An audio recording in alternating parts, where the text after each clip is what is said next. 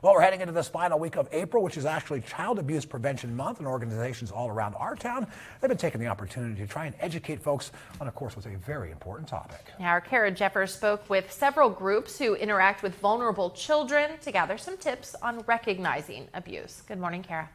Good morning, Mark and Tracy. These topics can be intimidating, but willingness to learn some basic practical tools can save lives and strengthen your community.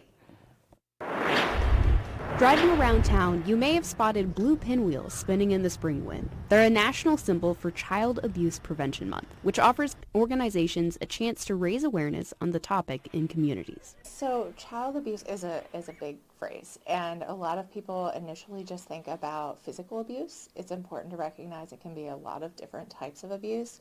There might be emotional abuse in there may be sexual abuse, there may be neglect that's happening.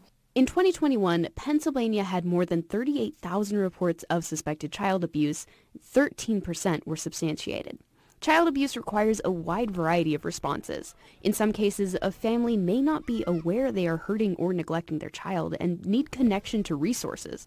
In others, an adult in a child's life may be sexually abusing them, and court action is taken. Well, the most important aspect of child abuse is prevention. Prevention starts with education. If people can get the resources that they need before children are harmed, that helps everybody in the community. Anyone can learn how to recognize signs of child abuse.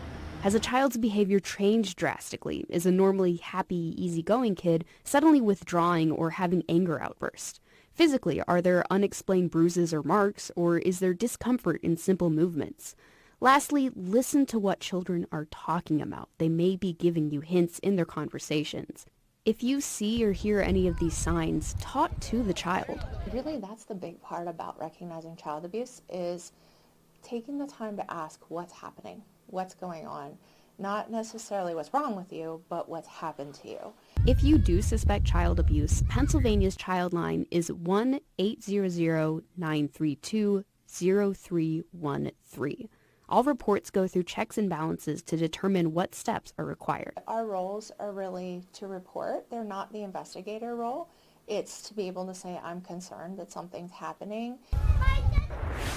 This is one of the most important conversations you can have, not just with other adults, but with your kids as well. Later this week, I'll talk about how to have those hard conversations with your kids, as well as how the responses to child abuse play out in our community. I'm Kara Jeffers, Erie News Now.